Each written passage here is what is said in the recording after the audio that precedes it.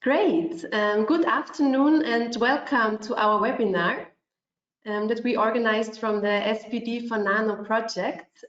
Today's topic is a deep dive into the project's tools and e-infrastructure through a real case study. And we have prepared a very nice program for the next 2 hours with very interesting experts' presentation. And quickly for the housekeeping rules. So just that you know, as participants, you will be muted during the presentations, and we will allow you to speak up in the Q&A session at the end of the webinar after the presentations.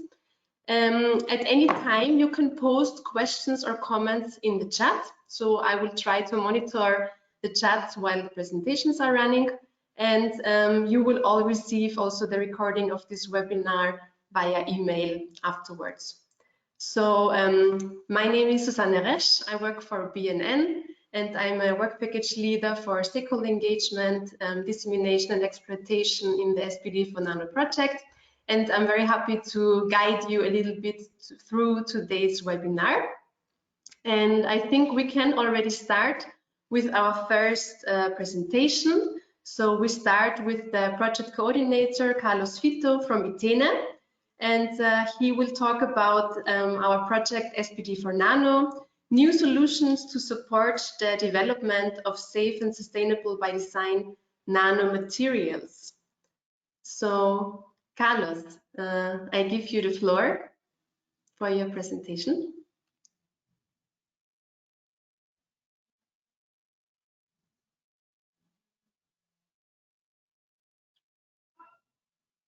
Your mic is on now, Carlos. Actually, we don't hear you yet. Okay. Now. Now, yes. Thank you, Susanne, for the presentation. Also, thank you all the attendees just to have time to be here. This is one of our events that we want to organize just to present what is going on in this project in SbD4Nano. As you know, SbD4Nano is a project that is related with the big framework of the Safe by Design. In this case, other projects at the moment are also dealing with the sustainability, but our project was more focused on the safety part of this kind of context. So I will try in this time that I have here in this webinar to present our project, an overview of where we are at the moment. Or of course, we are approaching to the end of the project, so we will have today the opportunity of having a big picture of the big outcome from the project.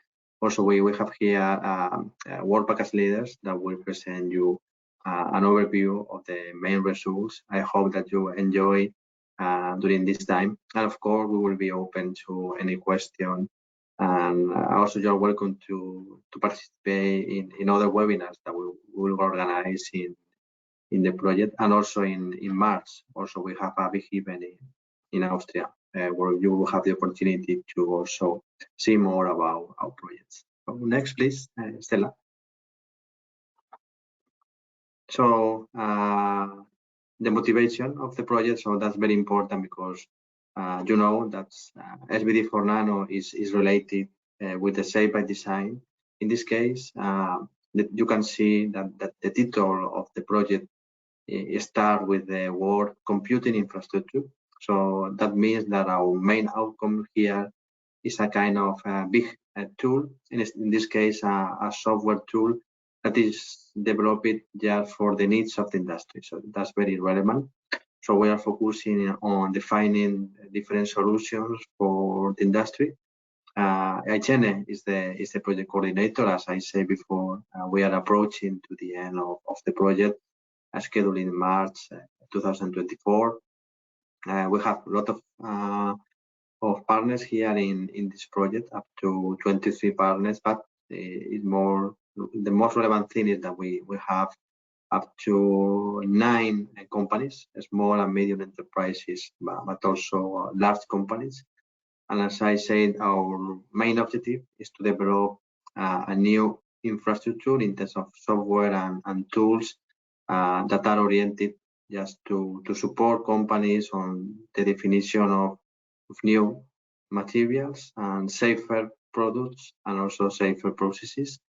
You can see in the screen that we have different well-known organizations around the nanosafety area, like BioNanoNet or Yordas, TNO, also the Maastricht University, and also a lot of companies that we have here. Of course, SUNUM, as a Turkish company, is developing a lot of activities in toxicology. So next, please.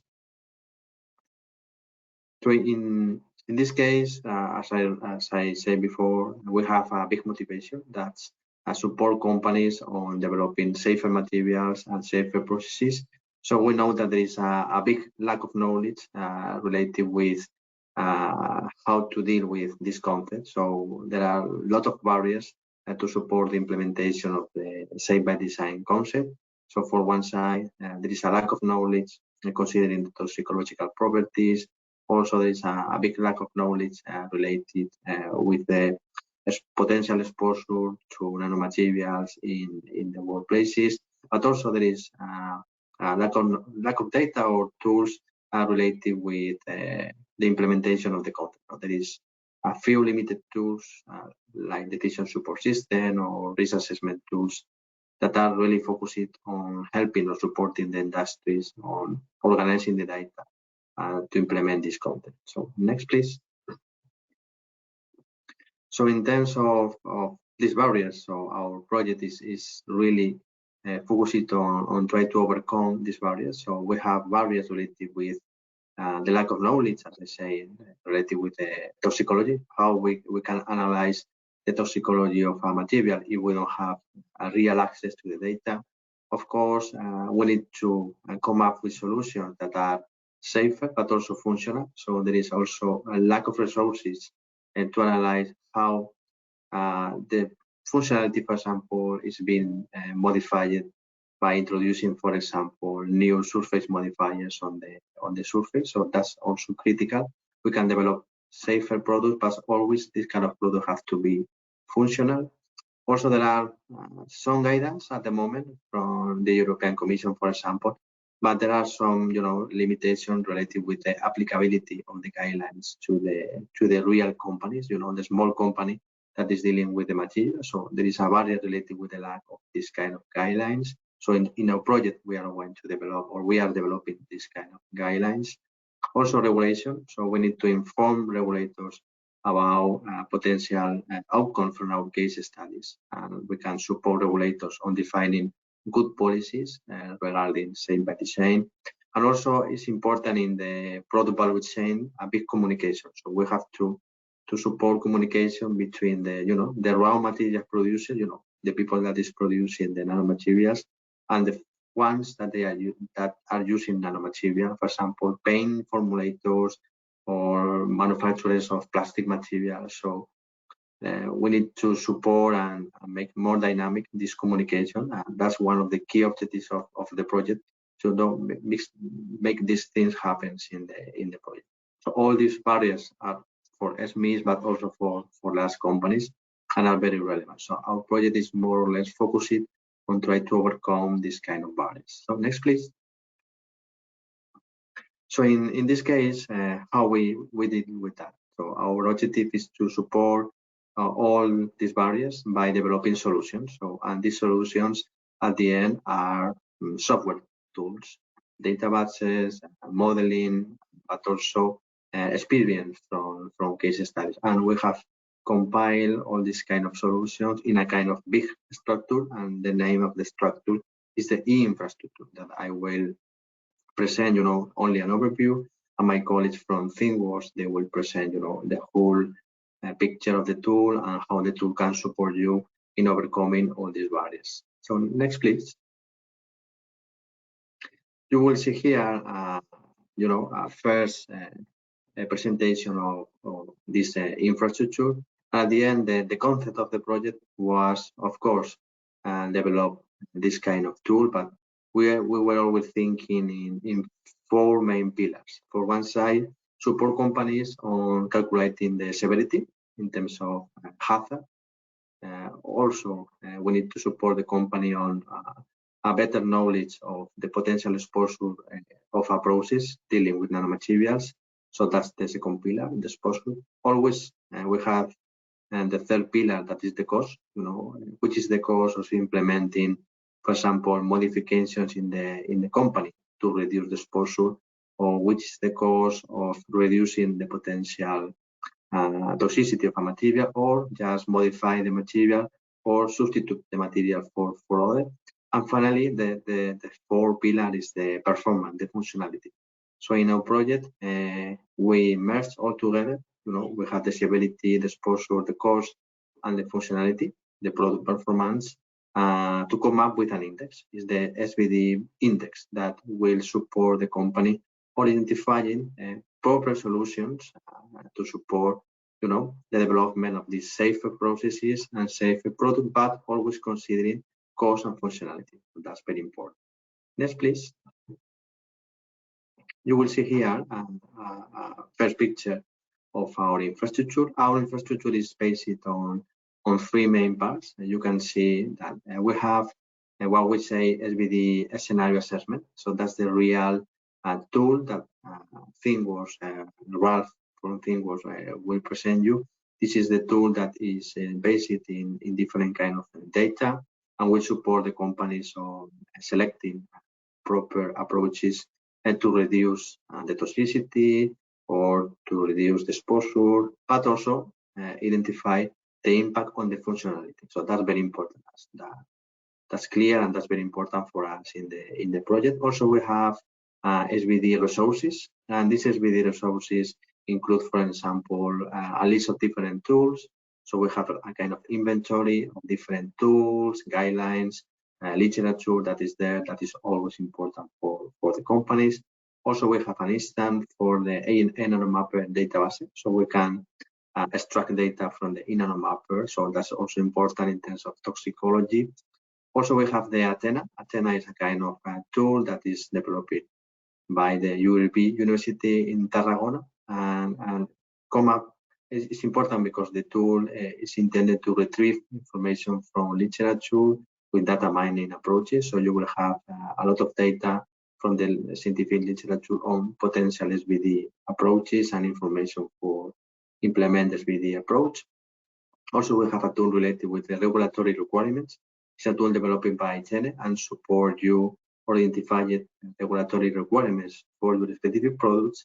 And also we have a connection with the ITENE or Diamonds platform, where you will find different kind of tools, like for example, tools like the nano exposure quantifier to compare the exposure in different processes. That's very important to design safer processes.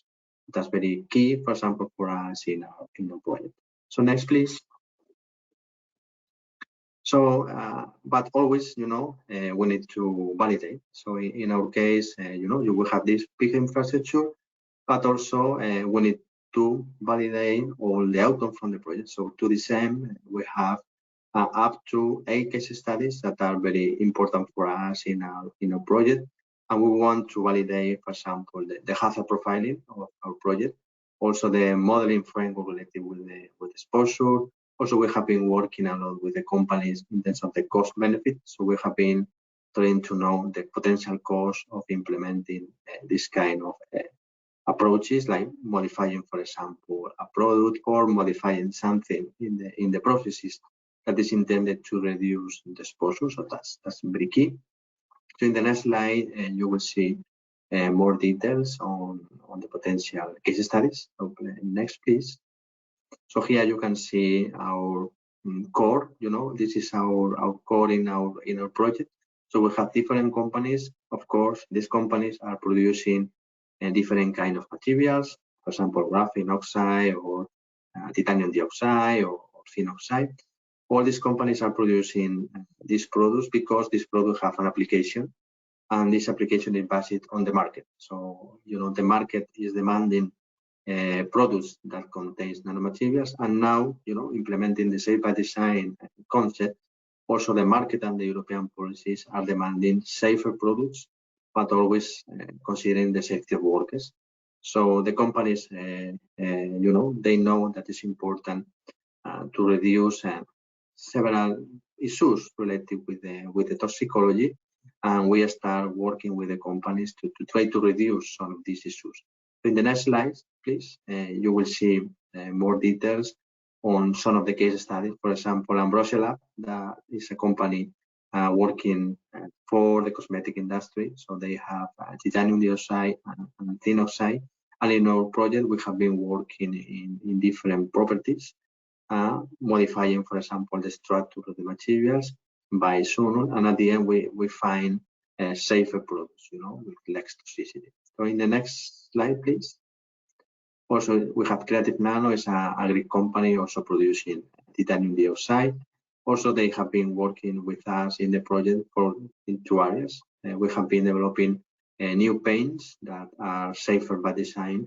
So at the end, we define some modifications of the structure to reduce the toxicity, but also the dustiness. So that's also very important because we reduce the exposure in the workplaces. So next, please. In the case of Vanhauten, they are producing graphene oxide materials, and we also find a way to reduce the toxicity of several materials that they are producing. But also we have implemented several strategies to reduce the potential exposure in workplaces. So that's also very important because they have not lost any functionality at the end in the final product. The next, please. So considering Apply Nano, also they are producing graphene oxide, but in this case for medical application, for drug delivery and biomedical application.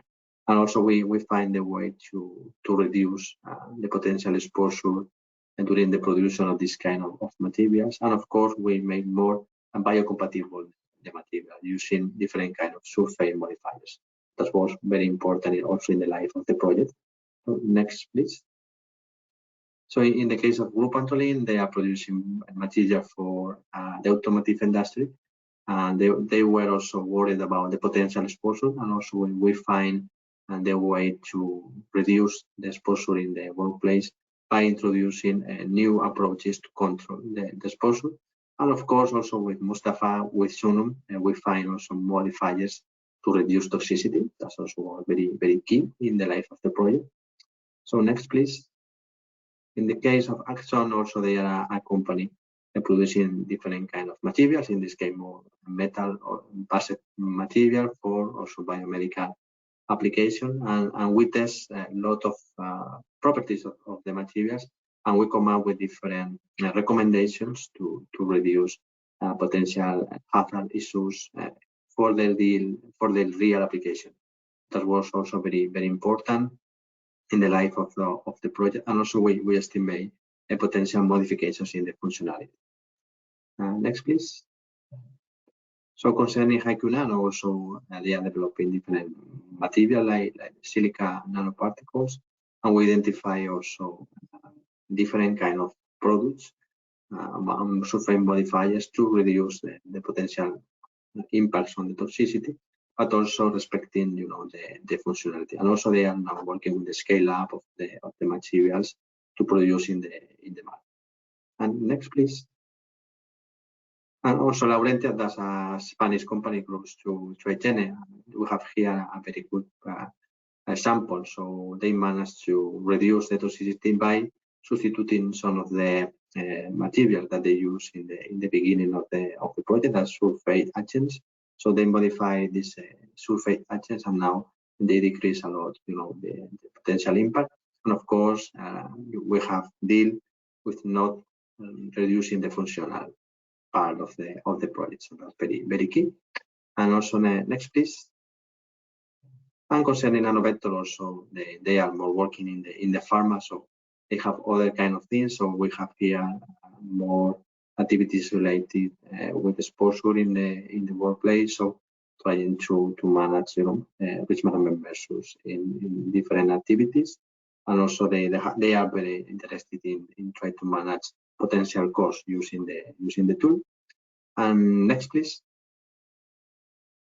In conclusion, at the end, the important thing here is that using all these case studies, we have learned a lot of things from the companies, So what we know at the moment is very important to consider, reduction of the toxicity, reduction of the exposure, but always we need to know the potential influence on the functionality and the cost. So we make a lot of analysis and we come up with an influence diagram. So we have identified critical factors that influence on the functionality or influence in the analysis, in the cost analysis. So at the end, the tool will give you an overview of which parameters will influence your functionality and your cost, and that's critical for your decision making. So that's more or less the final outcome of the project. So we know better these parameters, and all this now automated in our tool. And I think that Ralph will tell you more about this tool, and I hope you to enjoy this presentation from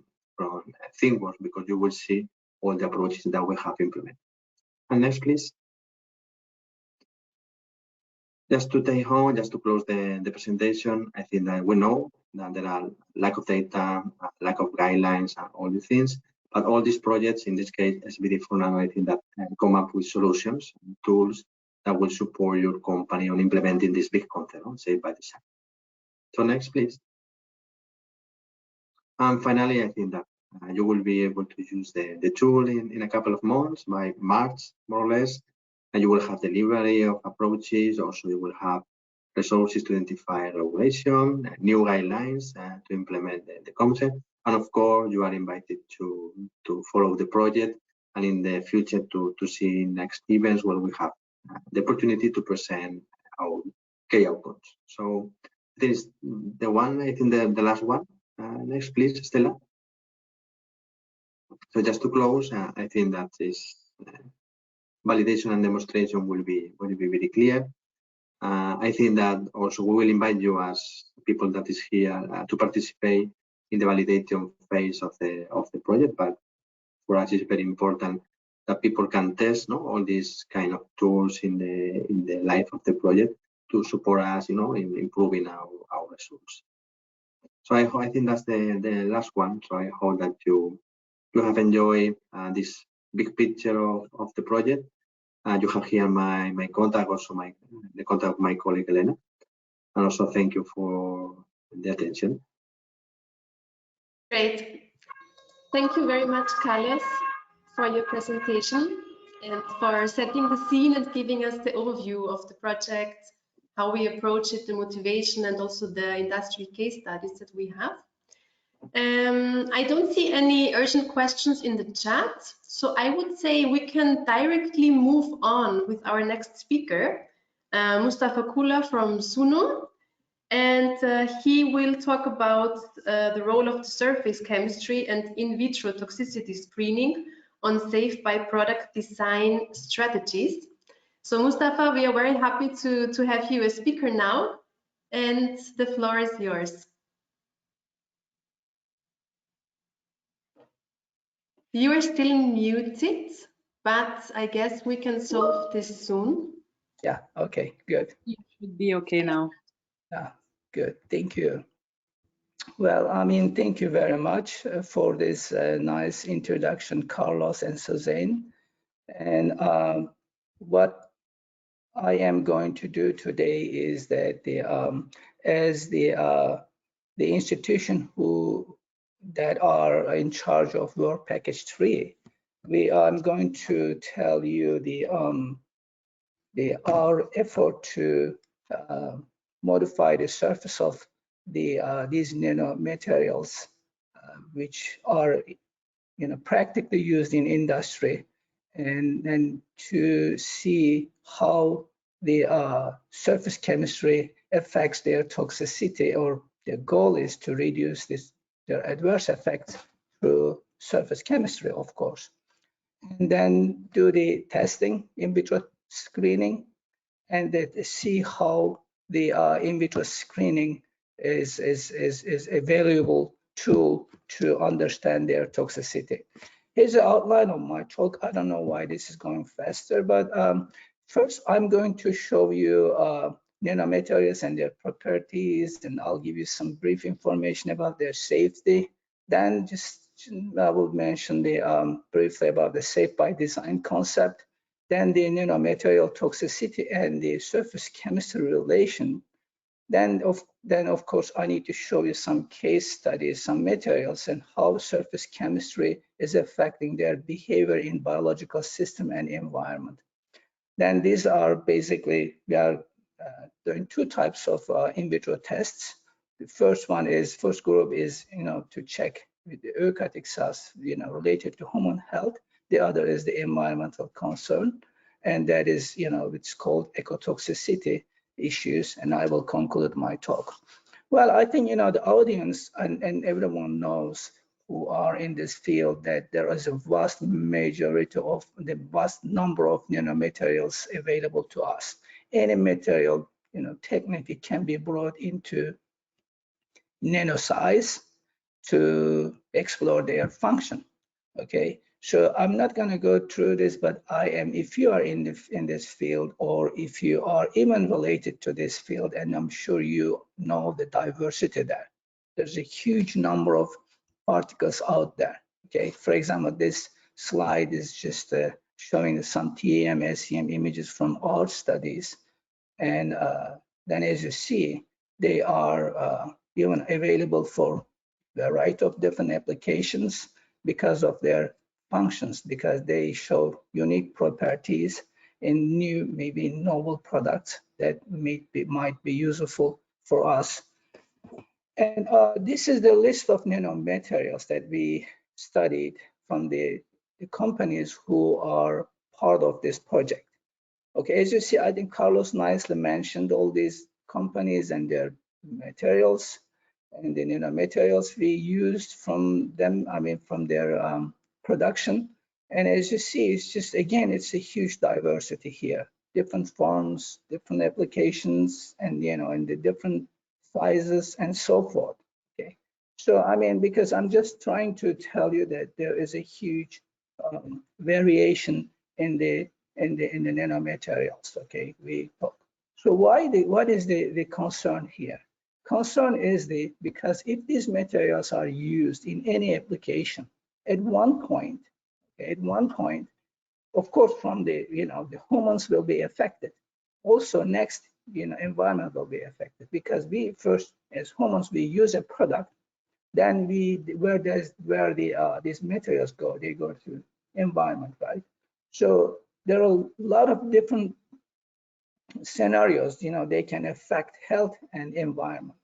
So, for example, in biological systems, once they make into the human body, they may go through many different barriers, and they may damage the organs. And once they make into the cells, they can actually affect the cellular events that, resulting in different, situations, like including even cancer. So we need to understand how these materials behave in these biological systems. Okay, here's the next. The issue is that because can we make these materials safer? Okay, because we are using them, right? Okay, then we know that they are useful. Can we make them safer? So that is the whole idea. This safe by design idea is not new, but its application in nanotechnology is new.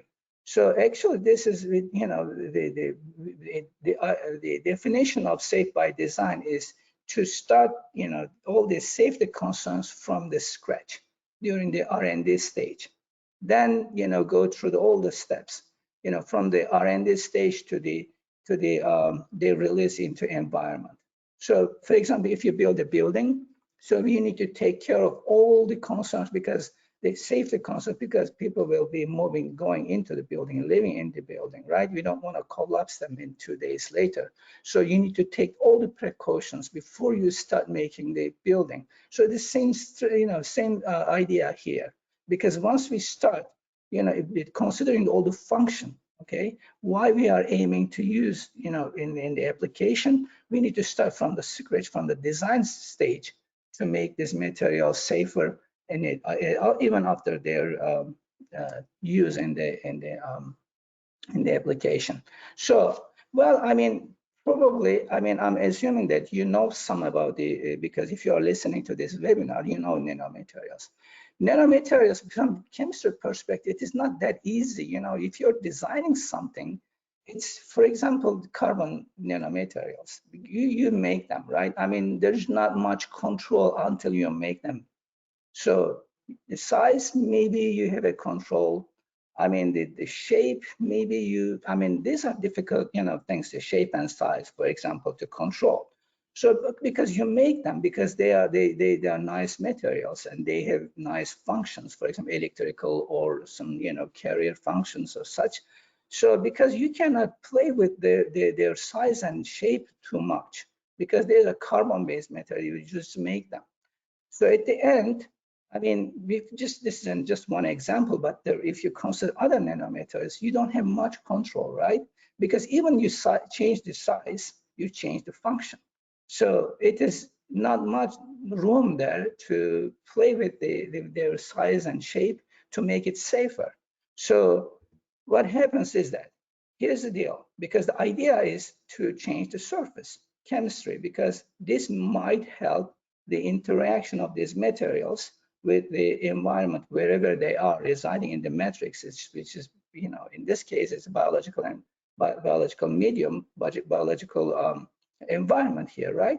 Because this is the question to why is because surface is the interface to the outside, mainly this, the biological medium. Okay, so, well, I mean, once you try to change the surface chemistry, you need to take, you consider a lot of parameters together. So which surface chemistry you're going to use, which molecules you will be using, what polymers you will be using. So then are they biocompatible, okay? Are they, once you make the surface modification, are they stable in the formulation? And then is it chemically suitable for that kind of application by considering your application? How about the cost? It's really important, right? Because if you're going to make a mass production, is it really possible, to use, possible to obtain it in a low cost? Because it's going to cost you, if a product is going to cost more, you don't want to use it, because no one is going to buy it, right? Also, you need to consider the toxicity concerns. For example, what is going to happen to this surface chemistry? Is it going to be stable on the surface? Is it going to be leaving, or if once it leaves, it is going to be toxic or not? And there are a lot of issues. If, for example, aggregation is another problem. Okay, after taking care of all these, concerns, now you need to consider the surface modification. So what happens is that surface modification is another issue, because you are going to again use chemicals, right? So you need to pick the best strategy to not to contaminate your nanomaterials, because all chemicals that are used in this modification strategy can affect the toxicity. Okay, are you going to use just a simple physical coating, or just attach the molecules that you selected through certain chemistry? Is this chemistry available? And all these, the question should be answered to develop a strategy, modification strategy. So now I'm switching to the point that how we handle this. From the our experience, and also from the literature studies. And what we did is, I came to the conclusion that small molecules, biological molecules, okay, with non-toxic biological molecules such as glycine and glucose, and these monosaccharides and then amino acids, and they're good candidates because they will not alter the function of nanomaterials as well. Because just changing the surface without changing too much of the other materials, I mean properties of materials. Okay, so then next step was to modify them. Today I'm going to show you especially these carbon-based nanomaterials later on with the in vitro toxicity testing. But here this is showing how carbon-based nanomaterials are modified, the chemistry and their modification strategies. But I included ethylene diamine to see if I change the surface, because if your glycine makes the surface negatively charged, ethylenediamine makes the surface positively charged, and the glucose is just, of course, it's neutral. To see these effects that I made the changes later on, I'm going to focus on this. But before I go on, Carlos nicely presented all the companies who provided diverse nanomaterials with diverse surface chemistries. So for diverse applications, okay? It is not that easy, because I'm trying to make a point here later on when I start talking about the in vitro toxicity. I will, come back to this point, because the diversity is important. Of course, as I said, the function of the nanomaterials are really important as it comes to the modification, everything, all these things that I talked about, is really, the important not to change the function of the nanomaterial, because in the application at the end of the day, you need to use this in the product, and you want that your product is going to be functioning the same. So this is an example. For example, this is sulfur-doped titanium silicon oxide nanoparticles used by Creative Nano in Greece. They use these materials for photocatalytic paint, for example.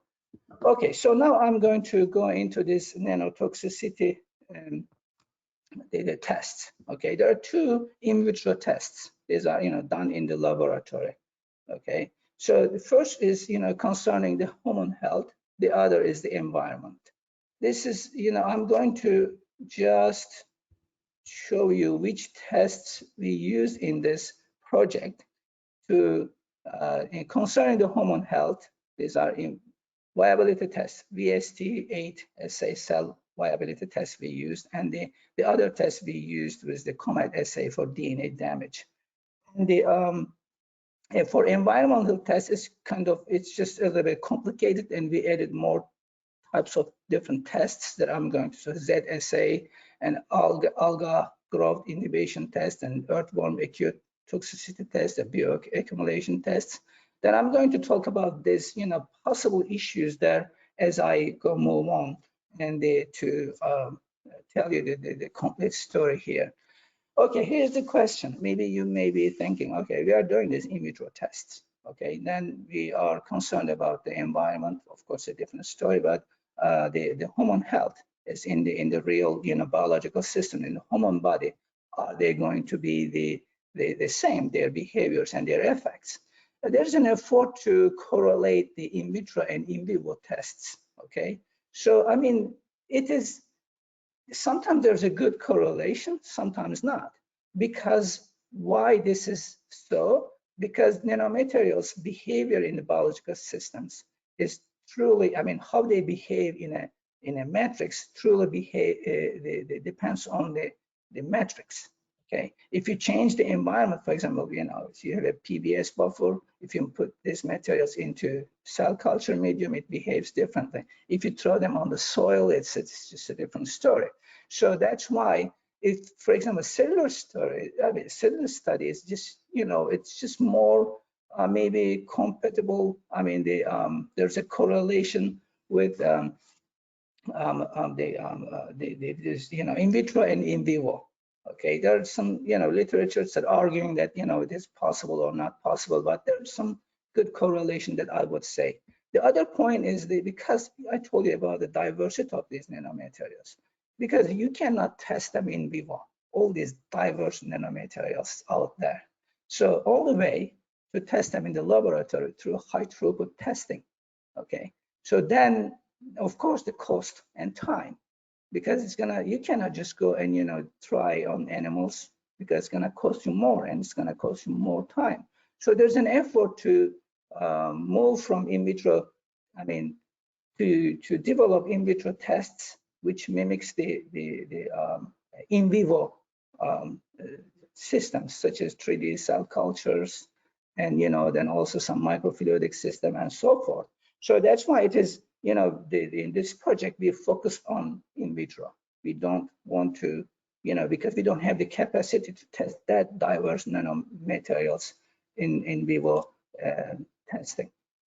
So now I'm going to show you some results with the in vitro toxicity testing. Just we selected 3 cell cultures. These cell cultures, first of them HSF is human skin fibroblast tissues, cells, and the other is human bronchial epithelial cells, and the other is the macrophage. Why we selected these cell lines?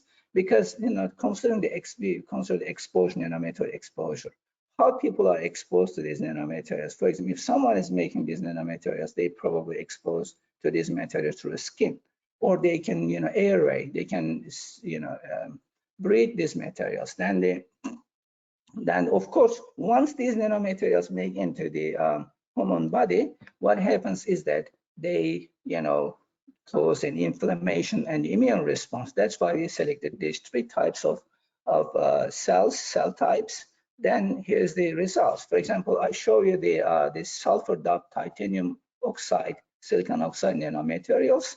As you see here, this material is just typical. Very typical. And with the in vitro testing, they show some toxicity, some don't show, depending on the sulfur content in these nanomaterials, because that is the concern. Because we usually know that titanium and silicon nanoparticles, they are not very toxic. They're okay, and even they are studied for drug delivery applications. But if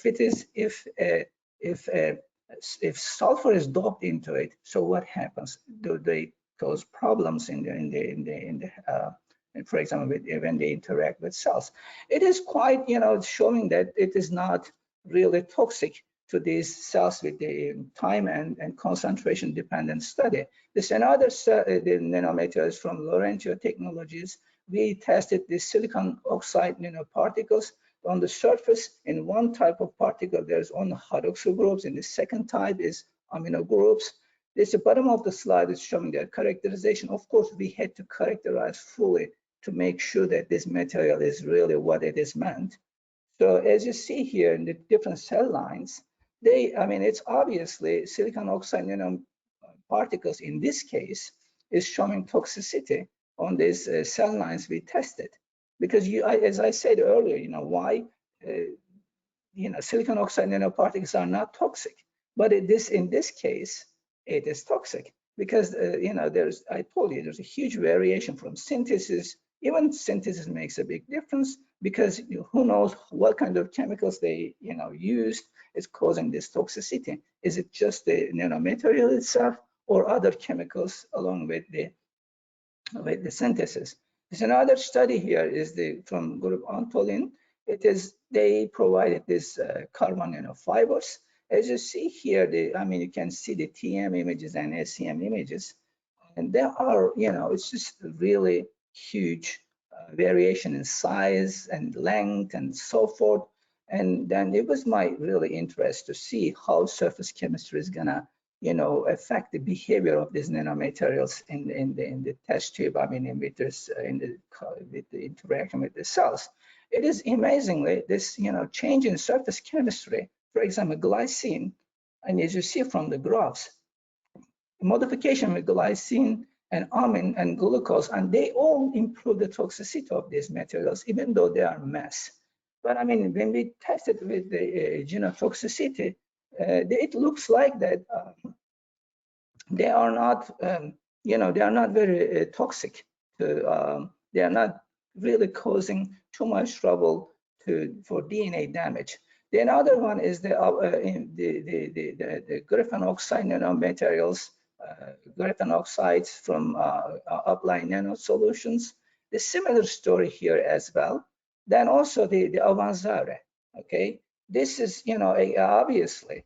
We see, although we see a trend in the how toxicity improves with surface chemistry, there is a variation in the response. Finally, in ecotoxicity tests, there is again a lot of data here and a lot of different types of tests. And I'm not going to go through all of these the tests and results, but I'm going to show you just a few of them. For example, zebrafish embryo toxicity testing. And then, of course, here during the testing, the stability of the testing medium is really important. First, the ITENE and INL, they studied the behavior of these nanomaterials, modified nanomaterials in different mediums like fresh water and ultra pure water and so forth. Then they tested these animals and they found that there are some variations again in the results, and the glucose modified ones show more toxic behavior here for the Z test, the influence on the, as you see here on the table, you can see a lot of different, parameters are checked. And then this is something that is, interesting. And also the other test, for example, ALDA growth inhibition test, it obviously modified ones showing some effect on this case. This is interestingly. I mean, then because when it is compared to graphene oxide, but in DAFINA acute immobilization test, they also, modified ones are making some impact on this toxicity, the picture landscape. But there is because I can tell you why this is so. Okay. Then also other tests, earthworm acute toxicity test and the bioaccumulation tests.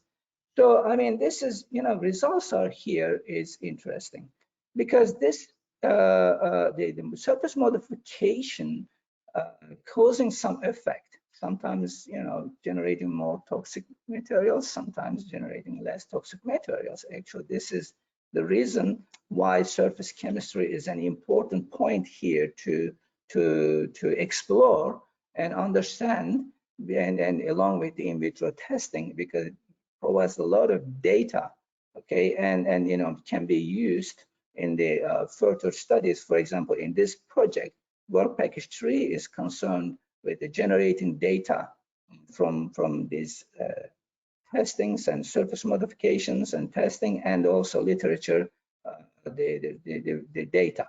Okay, in conclusion, I'm not going to, I think I'm almost done here, but it shows that surface chemistry is an important parameter to understand the how these materials behave. Okay, it is possible, very possible, to make nanomaterials less toxic nanomaterials using surface chemistry, and the diversity that is observed with the results is there are many different reasons for this. It could be nanomaterial itself, or it could be just the surface chemistry or the metrics these tests are performed. Okay, I mean, in general, I mean, we see that the surface chemistry is a critical parameter to define the behavior of these nanomaterials in biological systems. And this in vitro testing is really, really important. And there is I mean, I would say, in some cases, a good correlation with the in vitro and in vivo results. Then I'm going to conclude my talk, and thank you very much for your time. Great. Thanks a lot for these insights, Mustafa. A lot of information and interesting topics. Thanks a lot. I don't see a question in the chat right now, but you will stay with us until the end also for the Q&A session. So I think we can also discuss later. So I will move on in the agenda and present our next speaker, Wouter Fransman from TNO. And after the safe by material design, we move in the topic of safe by process design to prevent exposure in the value chain. And with this, Wouter, I give you the floor. And yeah, thank you very much for presenting now. Thank you very much, Susanna. And yes, as you said, we're now diving into the process design, which may be a new term for many of you, because when we speak about safe by design, usually people are dedicated to trying to change the material. But if you click to the next slide, I will show you that actually risk is a combination of hazard and exposure. And if we present it as being, let's say, the lion being a hazardous animal, and you expose yourself to that animal, there will be a risk.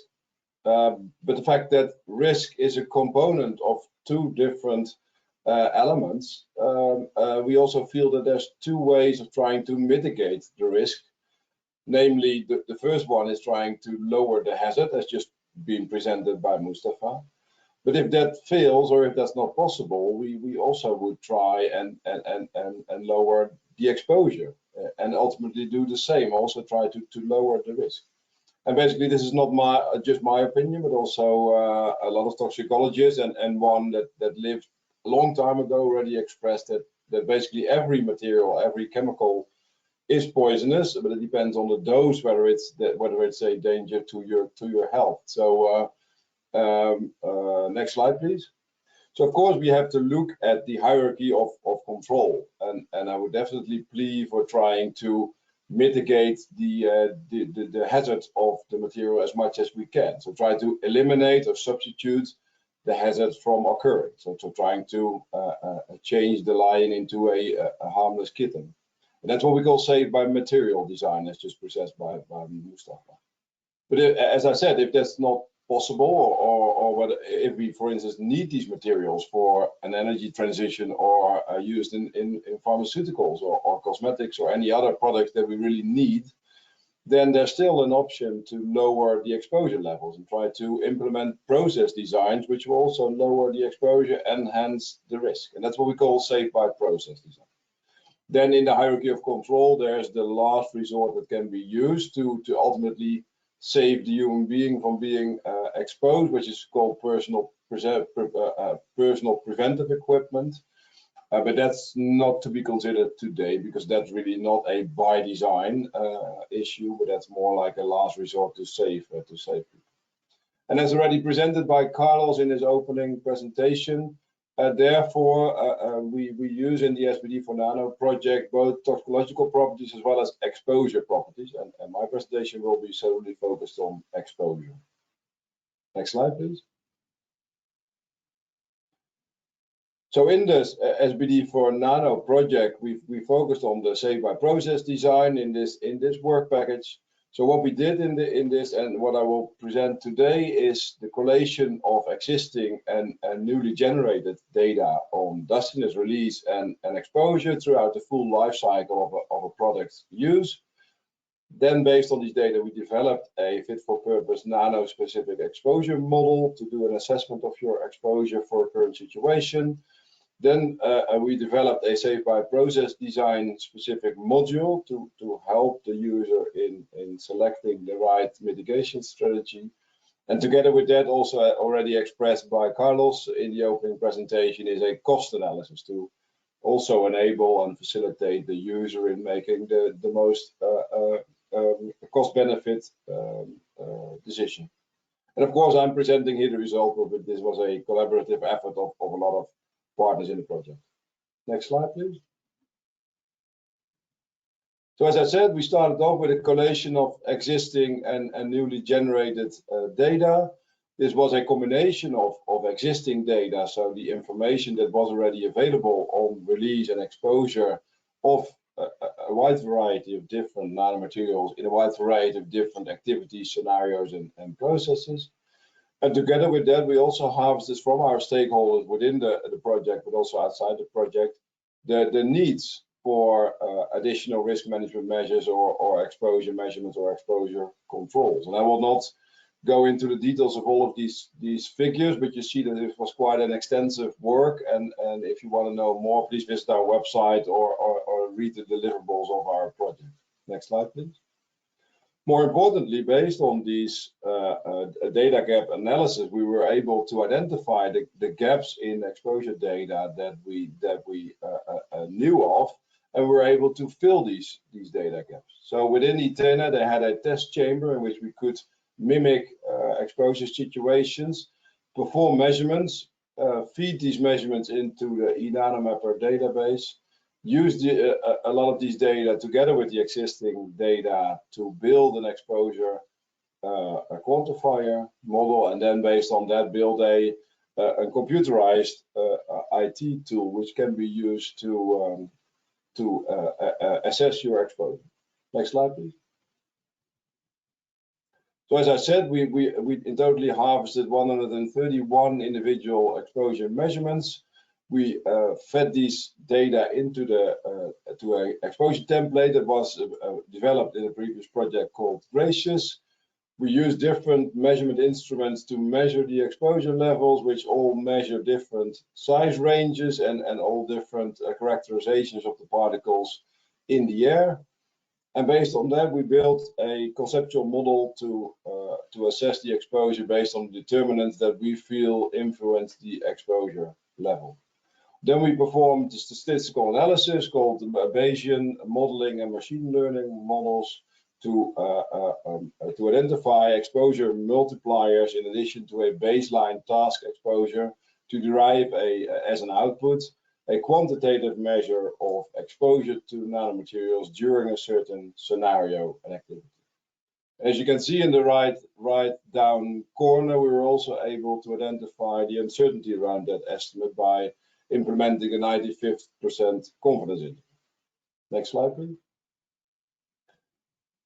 Then, of course, to enable users to actually use this model, we built an IT tool based on different activities, different questions that were answered. The user is able to generate an exposure estimate for the current situation and compare that to a hypothetical situation that's based on safe by design alterations. So you can actually make a modification to your process, and then in the comparison page you can see what the influence of that change in your exposure scenario or your process will do to the exposure estimate for that scenario. Next slide, please. And this will actually facilitate first of all a good fit to the exposure data. So it's not, let's say, only by expert judgment, but also underpinned with measured data, as I just explained. There's sufficient explanation and guidance provided in the tool to guide users to making the right SbD selections. There's visualization of the results to make a comparison between different scenarios. And we wrote a scientific publication about this if you want to know more about the scientific details that underpin this model. And more importantly, and that will be shown in the next presentation by Ralph, is that this model is built into the e-infrastructure that was the final result of the SbD4Nano project. Next slide, please. So in addition to this exposure assessment tool, which assesses the exposure for a certain scenario, for a certain nanomaterial, we also identified and made a release hotspot scan, which helps the users by asking a few simple questions of creating an overview diagram of all the releases during the life cycle of that specific product. The user can make use of default values that are derived from the ECHA SPERC, so the environmental release categories, but users can also enter their own findings and then make let's say, user-friendly and a fit-for-purpose assessment. There's also a database with release factors underneath that, so users can actually select from that database to use that, and then ultimately there's a dynamically built-up visualization of the workflow, which is presented in the next slide. So the end result of this release hotspot scan is identifying all the different releases throughout your production phase, use phase, and end of life phase, and therefore you get a nice overview of where the most of your release in your process takes place, and therefore it also gives you a good indication where you can actually mitigate or manage these releases, so to lower the release to either environmental compartments or indoor air compartments, which may cause human exposure. This tool is freely available on our Diamonds web platform of TNO, but it's also made available in the e-infrastructure that will be shown in a minute. Next slide, please. No, this was just to indicate what we did. In addition to inhalation exposure, there's not so much research done on dermal exposure modeling of nanomaterials, and therefore we felt that in addition to the inhalation exposure model that I just presented, we also like to give some sort of a decision tree based on simple questions, whether dermal exposure is an issue for your situation and whether you need to actually assess dermal exposure. So it will not provide you with a quantitative estimate of dermal exposure as you would get for the inhalation exposure, but it gives you an indication whether you should consider dermal exposure in addition to inhalation exposure. Also, this tool, and this is still under development, but will be made available soon, definitely before the end of the project, and it will also be added to the e-infrastructure so that people can use it in the SbD4Nano e-infrastructure. Next slide, please. So then what I told you up till now is the exposure assessment part. So analyzing the exposure of the current situation, but of course, as I started off with, you would like to make changes to your process to lower your exposure, reduce your exposure, and manage the exposure. And therefore, in addition to the NEQ model, so the nano exposure quantifier on the left-hand side, we added the Safe by Design module that comprises of several factors and components that I will show you in the coming slides. So first of all, we analyzed the risk management measures effectiveness using the exposure control efficacy library. We had ITENE had a computational fluid dynamic model implemented and used, which can also be used by the users of the system. Then we made e-cards that was mainly done by CEA as a partner in providing guidance to the users on which risk management measures they can use to lower the exposure. And then finally, we had an exposure directionality assessment to also guide the users for the right SBD strategy. Next slide, please. So first of all, the e-cards. So the e-cards are meant to provide information on different risk management measures to take in the hierarchy of control that I started off this presentation with. So we identified 9 risk management measures and 13 different subcategories, which are listed on this slide. And in the next slide, you will see which information is comprising of these different e-cards. So these 22 e-cards in total have the structure, as you can see on the left-hand side. So they have a definition or a text of what the risk management measure is. In this case, it's about local ventilation system. So there's a description of what it is. There's an explanation of which level of hierarchy of control it's in, and there's suggestions for best practices that can be used in using local ventilation system. Then there are links to relevant documents, and there's a set of criteria which are identified at the middle of this slide. First of all is the complexity of the implementation of these risk management measures, so whether they are ready to use, whether there's additional development required, or whether they use maintenance, etc. Then, of course, the effectiveness, and you can already see that this is a bandwidth of the different effectiveness values. So it's not just one value, but based on how you use it or how you implement it, the effectiveness can change. Then the target group for which the management measure is implemented. So is it for workers, for consumers, or to protect the environment? Then the lifetime of the risk management measure. So is it for single use, like a mouthpiece or face mask, or whether you can use it for multiple years or over the full process lifetime. And then, as already was indicated by Carlos, there's also the cost assessment, because of course a full-blown ventilation system, as you can see on the left-hand side, will cost you more to implement than just handing out face masks. And if you want to know more, there was a presentation given at the NanoSafe conference this year, and we did this in collaboration with the Sabina project. Next slide, please. So this is what the e-cards look like in more detail. So you find all the information that I've just told you. So on the left-hand side, you see the overall e-cards for local ventilation system, and on the right-hand side, you see the e-cards for the enclosing hoods, which is just one type of local ventilation system that can be used. So if you want to know more, all of these e-cards are available on our Diamonds platform or in the e-infrastructure that will be presented by Rolf later. Next slide, please. So then, as I mentioned, ITENE developed a computational fluid dynamic model, which was based on a definition of parameters or variables that were used. Then they generated experimental data, used mathematical models to build up the CFD model that you can see a visualization of on the left-hand side.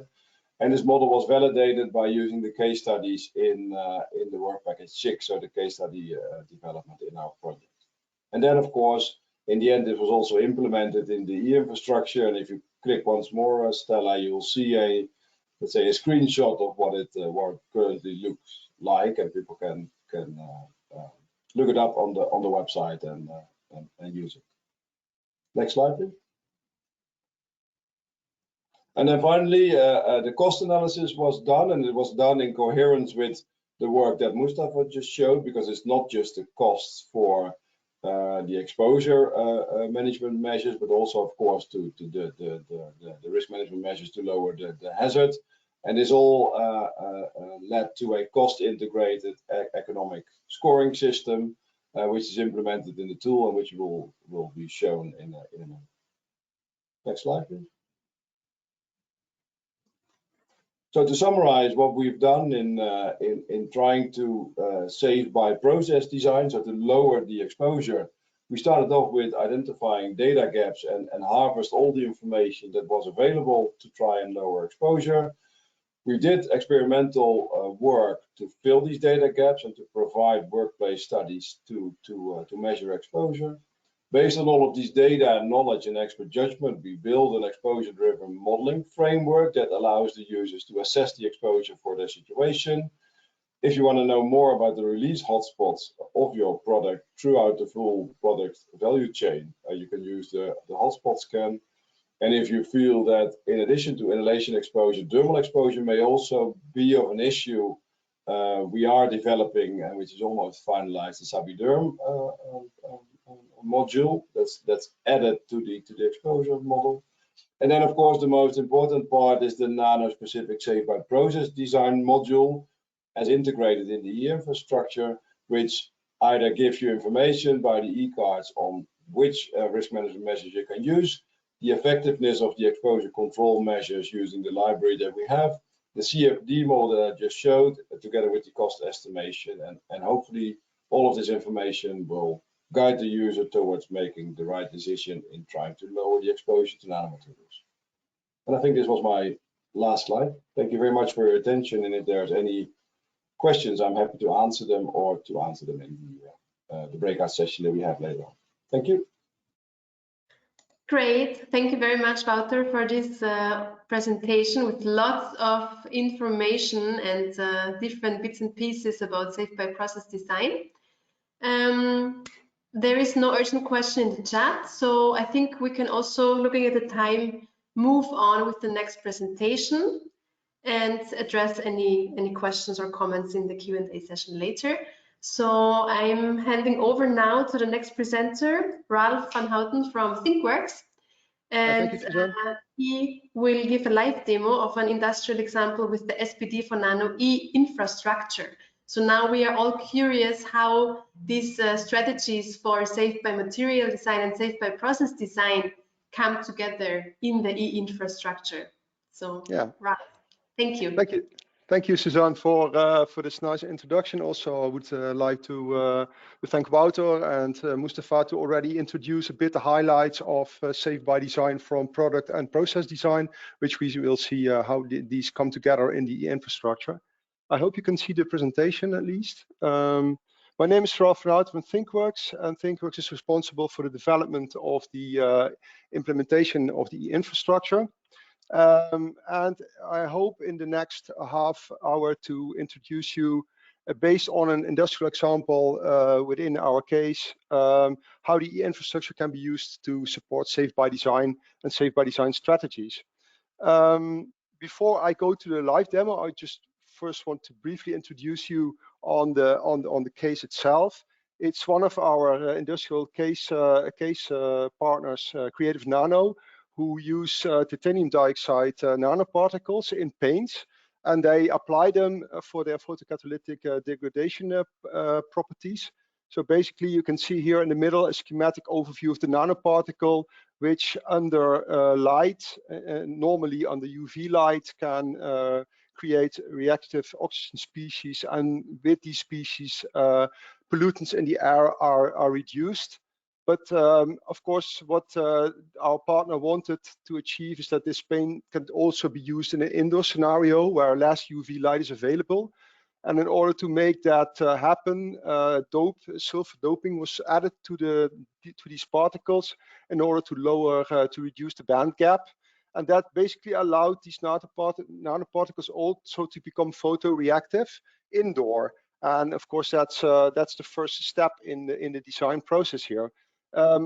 As of now, I will call these sulfur-doped titanium dioxide nanoparticles the baseline nanoform. So this is a starting point from where the Safe by Design strategy started within the SbD4Nano project.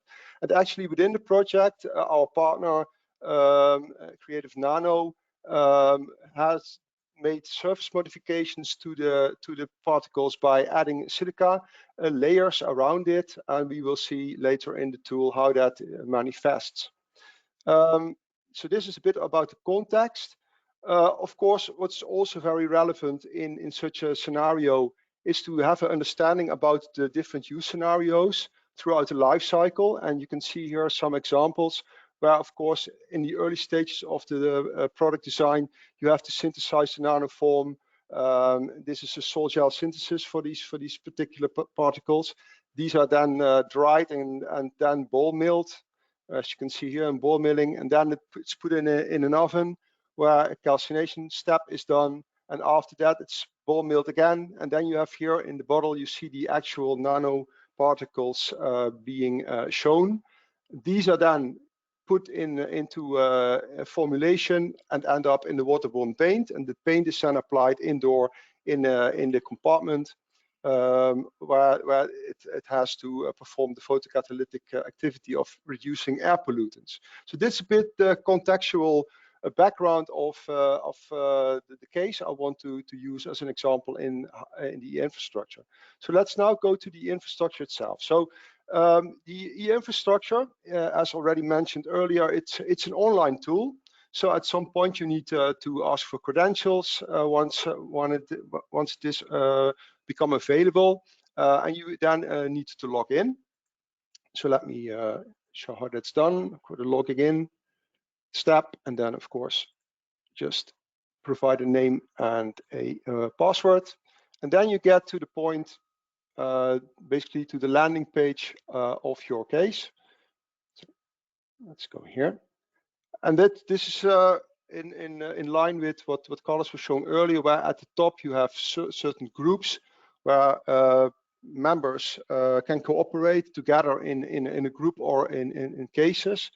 And at the bottom you can see the different resources available. And just to give you an impression, here you can see the different resources already presented earlier. So there's a quite extensive list of all different kinds of resources in the community available. You can apply filters on that and to see what potential resource could be become available for your Safe by Design ideas. Another part of the resources is this search for relevant documents. So in this case, I could be, for instance, be interested in titanium dioxide, band gap, and dope. And then we can see what articles and papers are out there. And you can see there's quite a set on that. And you can see here an overview of the most relevant and most recent articles which are related to these terminologies. So that's very handy if you want to get more insight on background information on your products. Another part of the resources available is the link to the Nanomaterials database, where you can find a collection of physicochemical properties and tox and ecotox related data for reference materials, and also materials made available from earlier projects, EU projects. There is a tool in here for the regulatory, to identify the regulatory documents and guidelines which might be of application for your nanoform or for your nano application. And you can also see here, as already mentioned earlier, the different resources in the TNO Diamonds platform, like the e-cards, the exposure quantifier, the hotspot scan, the computational fluid dynamics, and A-cell and the dermal exposure assessment. And we will see later in the assessment itself how we make use of these resources via the API. So let's now go to the actual case. So the starting point of using the infrastructure is basically when you can start a new case, of course, a safe by design case. But of course, for the preparation of this, I already made a case due to limitations of time, of course, we have. And when you enter such a case, you get to this part of basically the landing page of your case. You can provide some background on it, provided a name, and then you can see here the big categories. So you have to introduce the products along your life cycle, the life cycle description itself. Then you can go to the safe by design suggestions, the ranking, and the comparison. There is not a strict order in which you have to follow, so it's more a modeling environment. So you can start with, for instance, describe your life cycle first and then introduce the products as you go. But you can also do it the other way around. And for now, let's have a look at the introduction of products and materials. And you can see here on the left a number of products and materials which are relevant in the life cycle of this case. And you can add as many as you would like. So you can introduce new nanoforms, substances, mixtures, and even articles. And in this case, I introduced some precursors, raw materials used for the synthesis. So you can see here the ethanol, the water, which is actually made by the industrial partner itself, but also intermediate process products, and of course the nanoform itself. So in this case, it's the baseline nanoform. It's the sulfur, the titanium dioxide nanoparticles with the sulfur doping inside. And if you look, you have then to provide some information on to identify it. So provided the name, the type, what is the origin, potentially any descriptors, and then the tool asks you to provide basic information on the nanoform. So what is the composition? You can see the core is made of the titanium dioxide, and the dope is added as sulfur constituent. You can indicate the layout, so which of the constituents are first getting in contact with the surrounding medium. Crystallinity, of course. In this case, it's anatase, the titanium dioxide. The shape of the particle is mainly spheroidal. You can the size information on the primary particle. In this case, it's roughly 11 nanometers, and you can also provide information on the surface area. But as we already saw earlier in the presentation of Mustafa and also in Wouter's presentation, there might already be certain assays conducted for this nanoform, like Fischem characterization. In this case, there is already dustiness measurements has been conducted with the vortex shaker. So that information can also via templates be added to enrich your case. But you can also see here that ecotox data is already added for this nanoform. So here, this is a freshwater algae cyanobacter, but also you can here see an other Daphnia related ecotox test. So all that information can be added if that information is already available for the baseline nanoform. Of course, the nanoform is also to be used in the context of the paint. So you can also add in the product list the paint. In this case, the paint base. I modeled it. It's basically the paint without the nanoform in it, and you can see here the different constituents. So the dispersants, the thickener, the stabilizers, the pigment, and the fillers. And then I combined this paint with the nanoform, and you can see here the composition that the nano-enabled paint is the paint base together with the particles. So there's 5% of the particles put into the paint. So, and this is the way how you can model basically all the different materials and nanoforms in your product, relevant in your case. If you provide information, you can also analyze it at the top. So you can look at the different properties which have been entered, and you can already see I also introduced the safe by design variation. which is the one with the silica layer around it, and I also provided all the information on that. And then you can, for instance, look at the plots. And in this case, I looked at the ecotoxicity, compared the original baseline nanoform with the cyanidized nanoform. You can clearly see that the original form is more toxic than the one with the silica layer around it.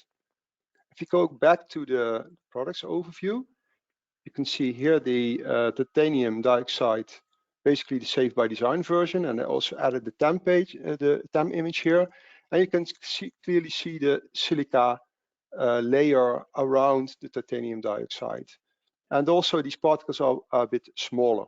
So basically, what the tool here offers is the ability to add materials, add precursors, introduce articles, and all the relevant products along the life cycle. And you can do that together also with downstream users. The next step would also be to introduce the use scenarios along your life cycle. And of course, that depends a bit on what you're interested in. You can focus on just the manufacturing stage, but you can also consider the use phase or even the end of life if that is relevant for your case. So here you can see I've introduced 4 different use scenarios. So the manufacturing of the baseline nanoform, so without the silica layer. The same, but then with the silica layer, the paint formulation, so the weighing and the mixing of it, and then during the service life when the paint is applied on the wall. And when we now go to the more detail of this use scenario, but because each of the use scenarios has contributing scenarios in it. And if you remember the slide I showed earlier, where you have these different process steps, basically these are represented here. So you can see the sol gel synthesis step, the drying, the ball milling, the weighing, the calcination, and then the second ball milling step. And if we go to the sol gel synthesis, you have to first identify what exactly the step is about. So identify the category of the activity and the task itself. You can provide some background information on it. And then you have to introduce the inputs and the outputs. So basically the mass flow and the materials involved in it. So you can then select just from the materials you introduced in the overview, in the product overview, you can select them there. If they're not in there, you can add them. You can also provide information on the prices. So how much does it cost per volume or per kilogram, which is then later used in the cost calculations. And also you have to relate how much of the input is required to get to the output of this activity.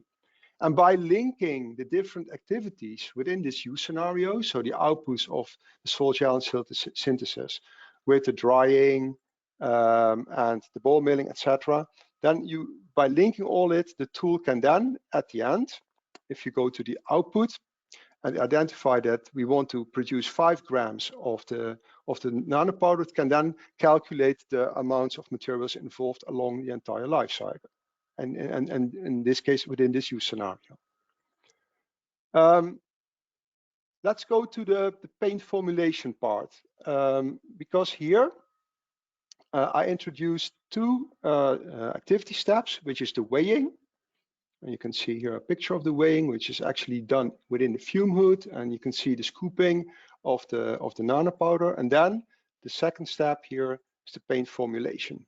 You can see here this is the lab scale formulation, so they also do it in bigger volumes, and then that's basically in this equipment. But for now we look at the lab scale.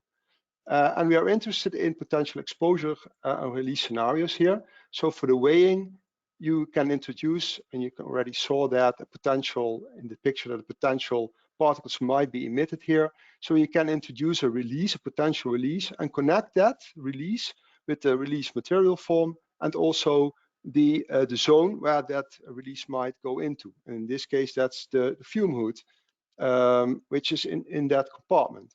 So let's have a look at the compartments. The tool, besides the use scenario, also allows the introduction of different compartments, like the synthesis lab here. You can see a picture of it. So this is the entire room where the activity takes place. You can see here the fume hood, So you have to provide some dimensions of this room, and you also have to subdivide the room into zones. For instance, the zone, the floor is a zone. The far field is the biggest volume of the room where the activities are not happening directly, but also we have the near fields like the fume hood. So there's a small zone here, and also one surrounding the fume hood. And there is one where the ball milling takes place, but that's located behind this desk. So basically you have to subdivide the compartment into zones where certain activities might release their particles in. And you can see here, so within the fume hood, we have the weighing and the formulation of the paint. Okay, we also can indicate what risk mitigation measures are in place, like this enclosing hoods, the fume cupboard you already saw in the picture here. And the tool can use then the e-card to give some feedback on what kind of controls are potentially available, what the effectiveness is. So this is basically already mentioned by Wouter earlier, but you can then identify if the control selected is actually the one mentioned here. Let's go back. You can also indicate costs and energy consumption involved for this risk mitigating measure. So you can do that for all the other rooms as well, if that's relevant. So there you can see here the room where the furnace oven is located, and also the outside compartment here. So basically, this is the air compartment nearby the vicinity of the building. So let's go back to our use scenario. So that's the paint formulation, the weighing.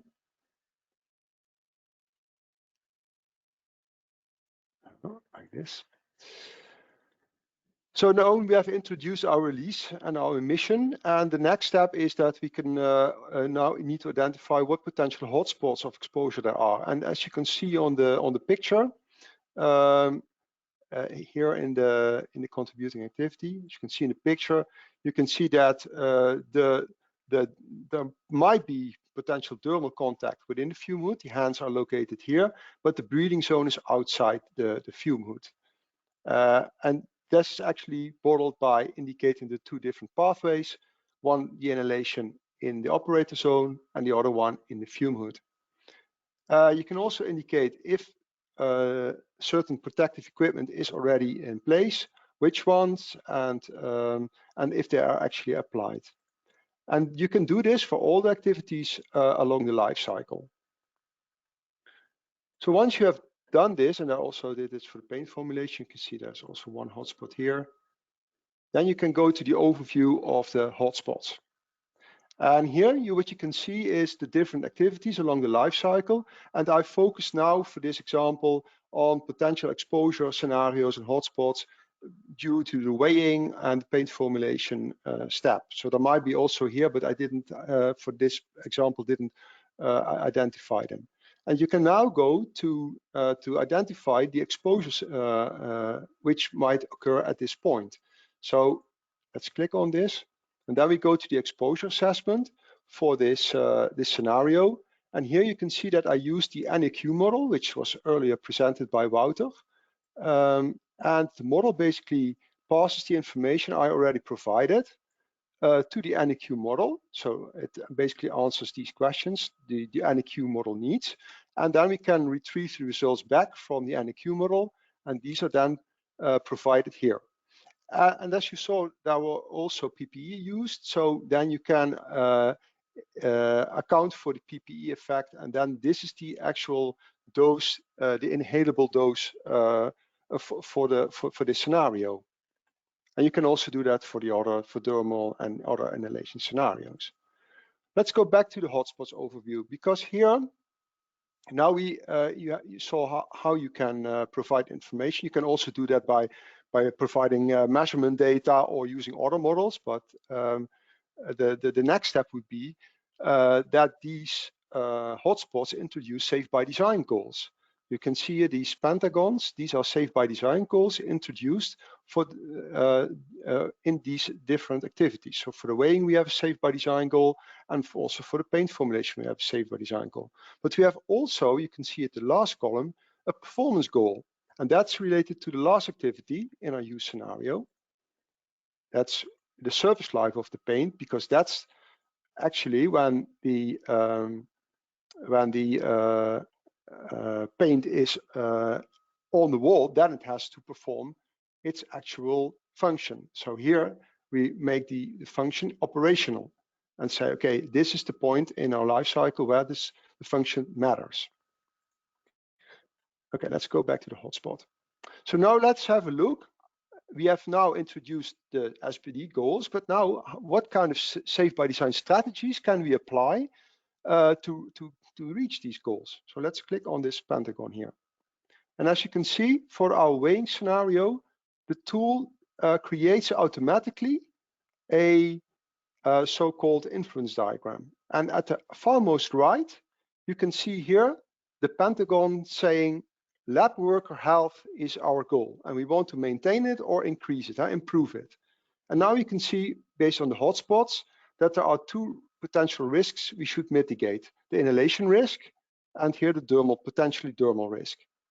So let's focus on the inhalation risk. Inhalation risk has two components, as already mentioned earlier. You have the exposure, which you could try to mitigate on the one hand, but you can also try to mitigate the hazard of the nanoform itself. And you can see that the tool has hypotheses, and these hypotheses allow the tool to create automatically causal relationships between these different features as they go along to the right. So you can see here, for the hazard limit, we want to increase that. The higher the hazard limit is, the lower the risk. And we want to do that in relationship to our exposure, which is the route of exposure inhalation. So the lung organ is our targeted subject. Within that, we have certain cell types. We already saw earlier that the cell types, like the macrophages, are the ones relevant in this region. And these macrophage cell lines might be inflicted by oxidative stress, which might be caused by ROS generation, which might be the consequence of the surface chemistry of our original particle.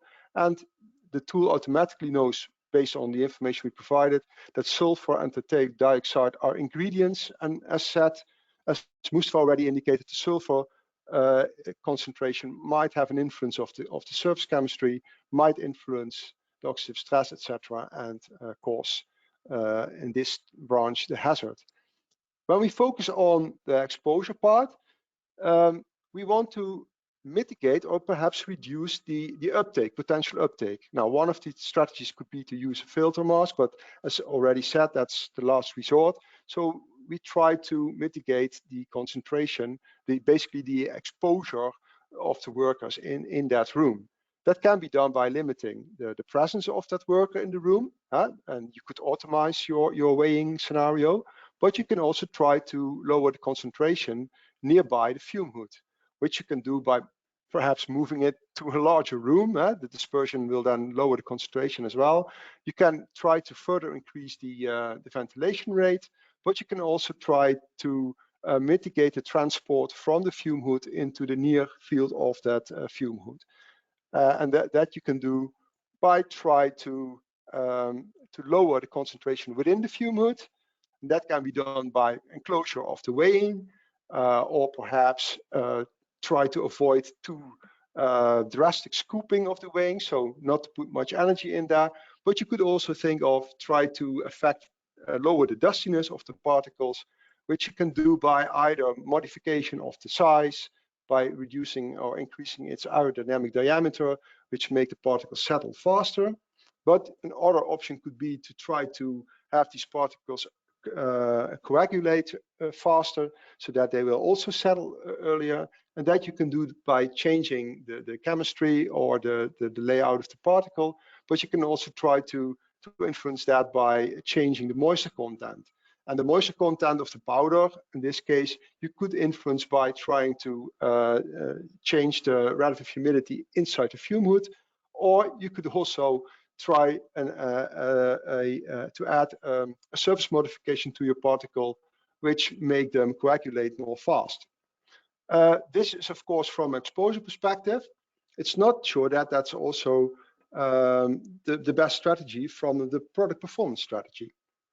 So let's have a look what the tool can, how the tool can use its network to guide the user to potential scenarios. So you can see here an overview used, extracted from the influence diagram. It says, oh, you could try to increase the particle size a bit because that might lower the dustiness and as a consequence lower final exposure to the workers. But you could also think of, let's have a look here. Let's have a look if we have a nice one. You can lower the product amount of the weighing. You could increase the automation level. As said, you can, let's have a look. If there are other, you can add a hydrophilic group, but as you can see here, the tool also noticed that there might be opposite conflicts or that there might be a local optimum. So by adding more hydrophilic groups, it might have an opposite effect on another pathway in that influence diagram. And you can see at the far right that it tries to use these conflicts, etc., to give it a first score for this particular goal. Of course, this is from exposure perspective and from hazard perspective, but as I said earlier, we should also consider product performance. And let's have a look at that. So if we go to our hotspots and look at the performance part, then a similar influence diagram is created. But this time the goal is to maintain or increase the performance of our paint. So the photochemical reactivity here, and that's actually provided by the ingredient, which is the nanoform.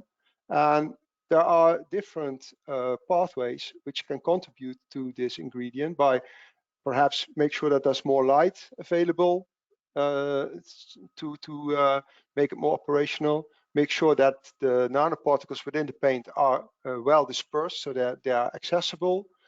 Look at the performance of the ingredient, the nanoparticle itself, or perhaps the availability of the nanoparticles within the paint. So the amount, the loading within the paint. And here, if you look to the performance of the individual nanoparticle, you can see that photon absorption, if we can promote the photon absorption, it will increase the photocatalytic activity. And we should try to avoid the charge recombination rate, which basically neutralizes the excited state. And this actually, you want to avoid this and you want to promote this. And then you can see how, for instance, the change in surface area can contribute to higher surface area, will also promote more photons to be absorbed. You can see hypothesis related to the band gap, how a dopant can influence the charge recombination rate, but also the band gap. So here you can also have conflicting scenarios. So if we go to the potential strategies to increase the performance, you can see that reduction of your size might be an option. And actually, if you remember this, the addition of the silica, actually it produced smaller particles. So by the addition of that silica layer, the particles actually became smaller. You can also think of the loading, put more of the particle in your paint, but that makes it more expensive, of course. And there are other strategies you can follow. So basically, the tool helps the user to think of different potential strategies to follow. Okay, but that now we have seen how the tool can help the user for individual goals. But of course, if you go along your life cycle, you have to take into account all the goals together. So you can see here at the proposed SbD strategy at the top that we have these 3 goals, and now combined, you can see how they all contribute to the overall SbD performance. So in this case, because we have 2 different activities, which both are conducted within the fume hood. So making adjustments or modifications or improvements to the fume hood has a beneficial effect on both the activities, and it doesn't impact the performance of your product.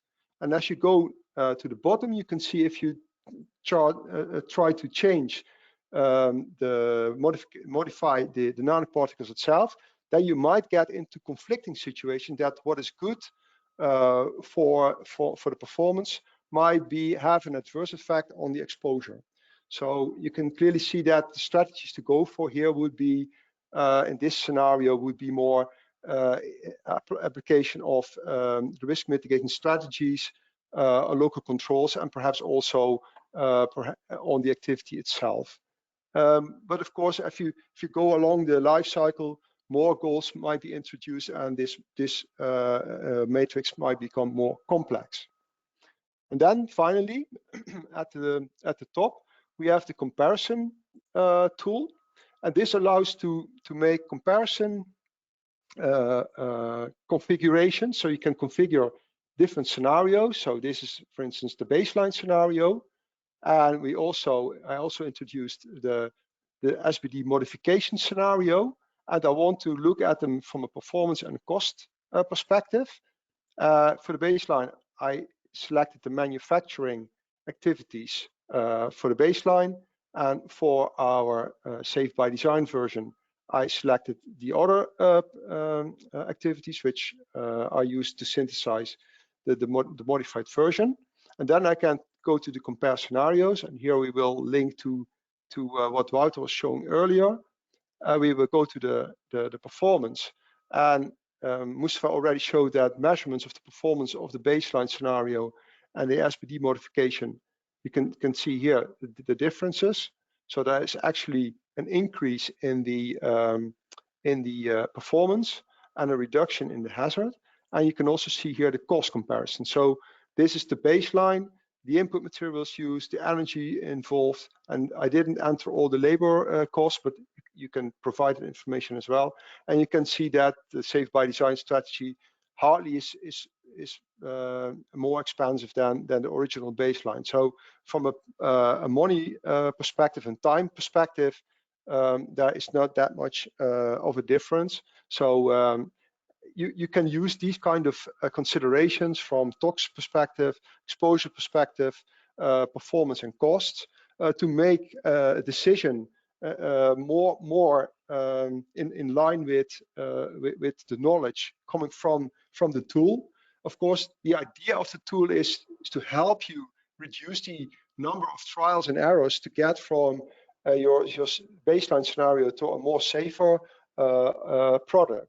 And this basically is a rough overview of the tool. There's of course much more in it, but for now, I hope this gives at least an impression what the infrastructure can offer you as a Safe by Design tool, and to help SMEs and companies to at least increase the speed and the efficiency of Safe by Design processes.